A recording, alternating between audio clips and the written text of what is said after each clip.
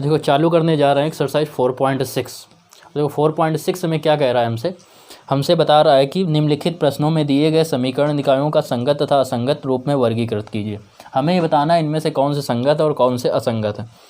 ठीक है, स्क्रीन में आपको नीचे क्वेश्चन दिख रहा होगा, क्वेश्चन आप पढ़ सकते हैं। कह रहा है x + 2y = 2, x + 2y = 2 दे रहा है, और दे रहा है 2x + 3y = 3, 2x + 3y = 3।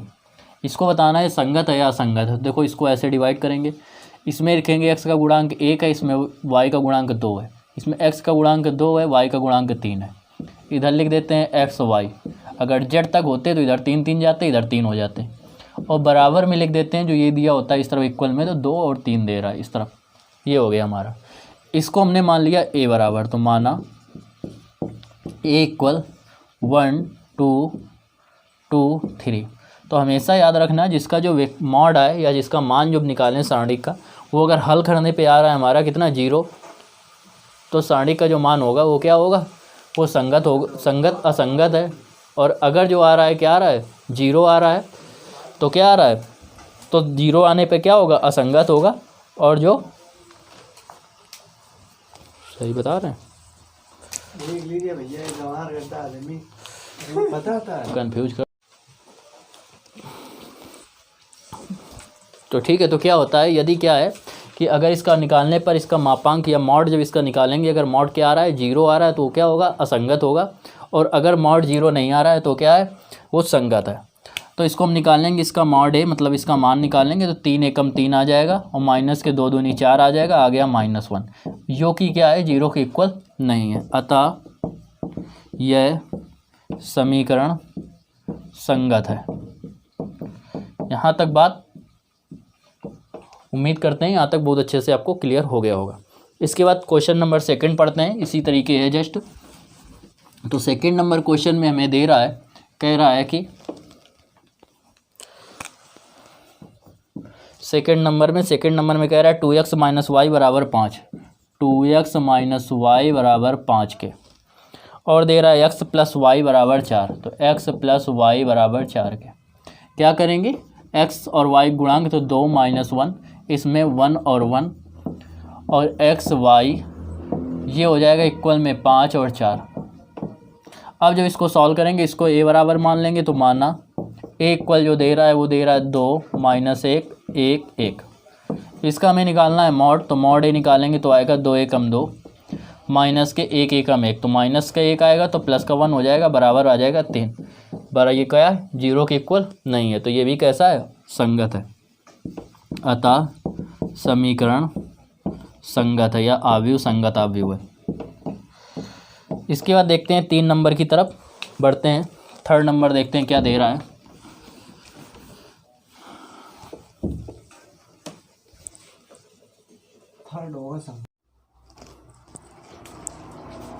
अब देखो इसी की तरीके देखते हैं क्वेश्चन नंबर 3rd को। 3rd नंबर क्वेश्चन हमारा ये दे रहा है, इसको सॉल्व करेंगे तो a इक्वल जब लेंगे तो या डायरेक्ट कर देंगे, पहले वैसे ही लिख दें।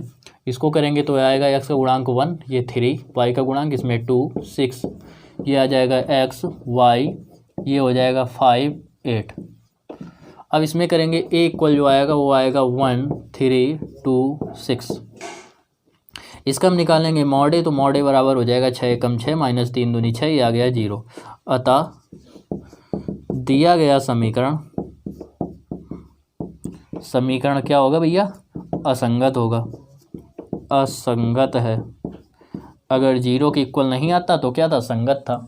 4 नंबर को सॉल्व करेंगे तो सेम ऐसे इसको लिखेंगे, x का गुणांक 1 1 1, ये 2 3 2 a 2a, इसमें लिखेंगे x y z, ये आ जाएगा 1 2 4। इसको जब सॉल्व करेंगे तो ये a इक्वल जो दे रहा है हमें वो दे रहा है 1 1 1 2 3 2 a 2a। इसका मान निकालेंगे, मान बता चुके हैं निकालना, a लिया, इसको ये 1 लेंगे, इसके सामने वाला ये हट जाएगा, ये हट जाएगा, इसका इधर गुणा 3 दूनी 6 a, इसका इधर गुणा -2a, फिर माइनस का होता है माइनस का 1 लगा देंगे, ये हट गया, ये हट गया, इसका इधर गुणा 2 2 जा 4a, इसका इधर गुणा करेंगे -2a, प्लस का लेंगे 1, जब ये 1 लेंगे ये हट जाएगा, ये हट जाएगा, इसका इधर गुणा 2a, इसका इधर गुणा करेंगे माइनस के 3a। इसको जब सॉल्व करेंगे तो आएगा 6 में 2 जाएंगे, बचेगा 4a, इसमें 4 में 2 जाएंगे प्लस के 2a, प्लस के 2a का इसमें गुणा करेंगे माइनस 2a, माइनस 3a में 2a जाएगा, माइनस का a बचेगा।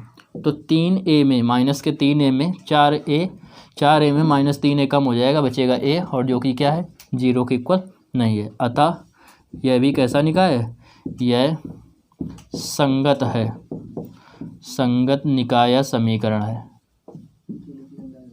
इसके बाद बात करते हैं 5 नंबर की ओर। तो इसी प्रकार है, वैसे उम्मीद करते हैं आप लोग कर सकते हैं, फिर भी हम बता दे रहे हैं क्वेश्चन को।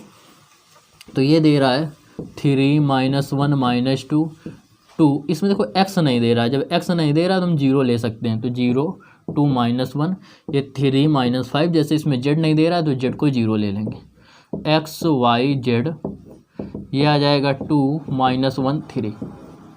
इसके बाद a बराबर जब लेंगे तो ये आ जाएगा 3 - 1 - 2 0, 2 - 1 3 - 5 0।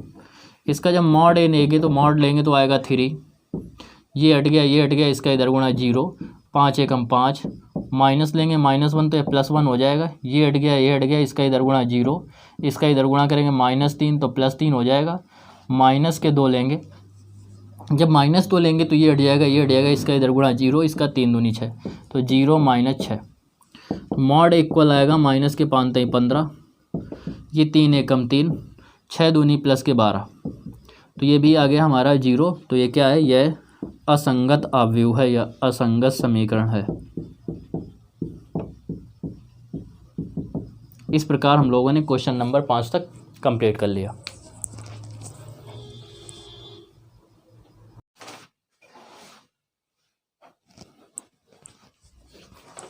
तो क्वेश्चन नंबर 6 करते हैं इसी तरीके जैसे क्वेश्चन नंबर 5 तक की, ये दे रहा है 4 आपका, तो वैसे ही करेंगे। तो ये लिखेंगे तो ये आएगा 5, यहाँ आएगा -1, ये आ जाएगा जेड का गुणांक 4, ये आएगा 2 3 5 5 - 2 6। इधर लिखेंगे तो आएगा x y z, ये हो जाएगा हमारा क्या 5 2 -1। इसमें करेंगे a इक्वल जो दे रहा है वो दे रहा है 5 - 1 4 2 3 5 5 - 2 6।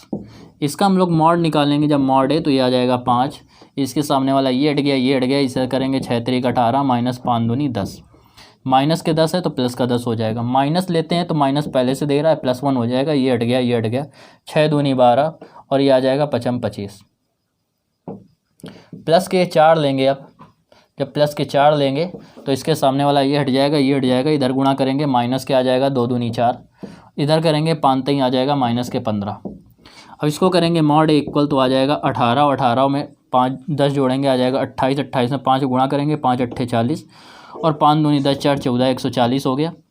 25 में 12 जाएंगे बचेगा 13, 13 के 1 में गुणा करेंगे -13, 15 चौको 60 माइनस के 60 और 6 चौको 24 आ जाएगा 240, माइनस के 240, माइनस के 240 में 140 जाएंगे बचेगा 100 और 100 में 13 जोड़ेंगे माइनस के 113, जो कि क्या है 0 के इक्वल नहीं है। तो इसके नीचे लिख देंगे यह भी क्या है, एक असंगत अवयव है या असंगत समीकरण है या असंगत निकाय है।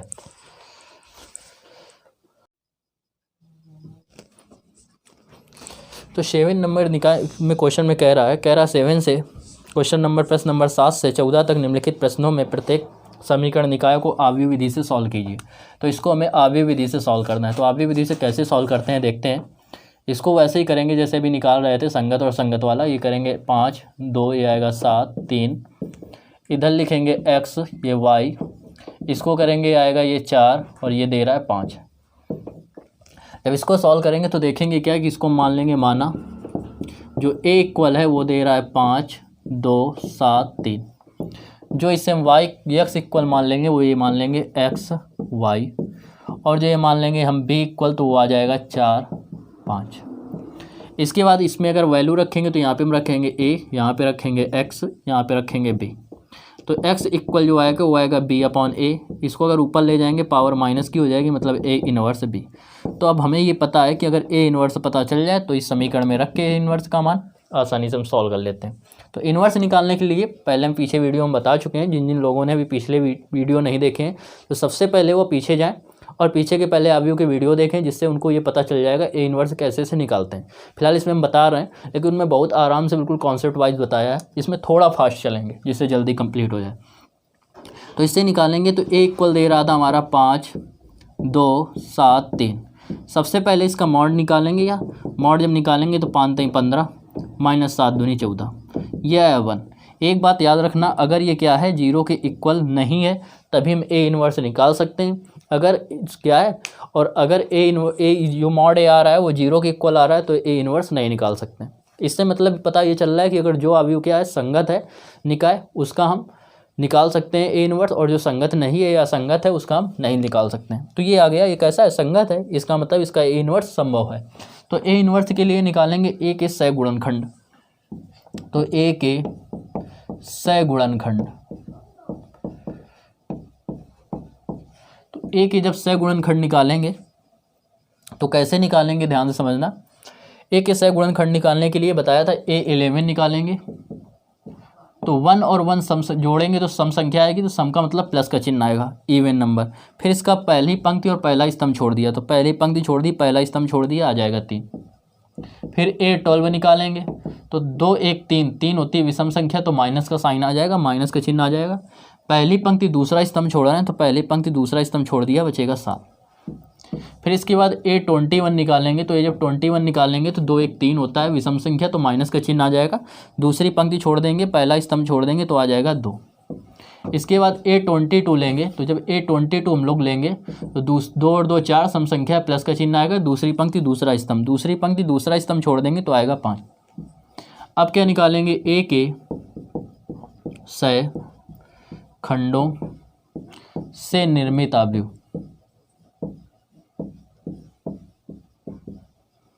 ए के सह खंडों से निर्मित अवयव निकालेंगे। जब ए के सह खंडों से निर्मित अवयव निकालेंगे तो ये आ जाएगा A11, A12, A13, A14 equal A11 जो दे रहा है हमारा दे रहा है 3, ये -7, ये -2, ये 5।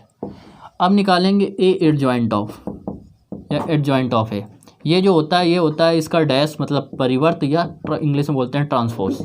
तो इसका जब ट्रांसपोज निकालेंगे मतलब डैश, तो इसका जो डैश होगा वो आ जाएगा पंक्ति को स्तंभ में, तो 3 -7 ये हो जाएगा, ये -2 और ये 5 हो जाएगा। इसके बाद क्या करेंगे हम लोग, अब निकालना है हमें ए इन्वर्स। तो ए इन्वर्स के लिए क्या करेंगे, फार्मूला होता है adjoint of A upon mod A. तो एडजॉइंट ऑफ ए आया है 3 -2 -7 और 5, और जो ए आया था वो आया था 1 का जब इसमें भाग देंगे तो हमारा यही आ जाएगा। अब देखो इसको सॉल्व करते हैं। इसको सॉल्व करने के लिए हम क्या करेंगे, सभी के मान समीकरण 1 में रखेंगे। इसका स्क्रीनशॉट आप लोग ले लीजिए जिससे हम आगे बता दें। ठीक है, तो इसको अब आगे सॉल्व करते हैं हम। आगे देखो कैसे सॉल्व करते हैं हम लोग। इसको रब किए दे रहे हैं,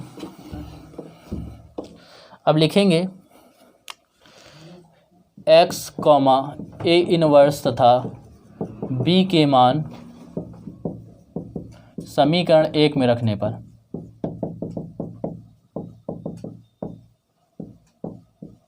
एक में रखेंगे। जब समीकरण 1 में रखेंगे हम तो x की जगह पे तो रखेंगे xy, तो ये हो जाएगा xy। फिर दे रहा है बराबर, बराबर लगा दिया। ए इनवर्स जो हमारा आया है वो आया है 3 -2 -7 और 5, और फिर दे रहा है b, और b की जगह पे हमारा था 4 5। ठीक है, स्क्रीनशॉट आप लोगों ने ले लिया था, इसको भी हम रब किए दे रहे हैं। जब इसको रब करेंगे इसके बाद इसको सॉल्व करेंगे तो देखते क्या है, ये आएगा हमारा xy, ये आ जाएगा, इसका ऐसे गुणा करेंगे तो 3 चौको 12 और 5 दूनी -10, इसका गुणा करेंगे 7 चौक 28 और ये आ जाएगा 5 25। मतलब हमारा xy इक्वल जो आया वो आया 2, ये आया -3। इससे अगर तुलना करेंगे तो x इक्वल आ रहा है 2 और y इक्वल आ रहा है -3। इस प्रकार ही हमारा क्वेश्चन नंबर कौन सा था, 7 नंबर क्वेश्चन कंप्लीट हो गया।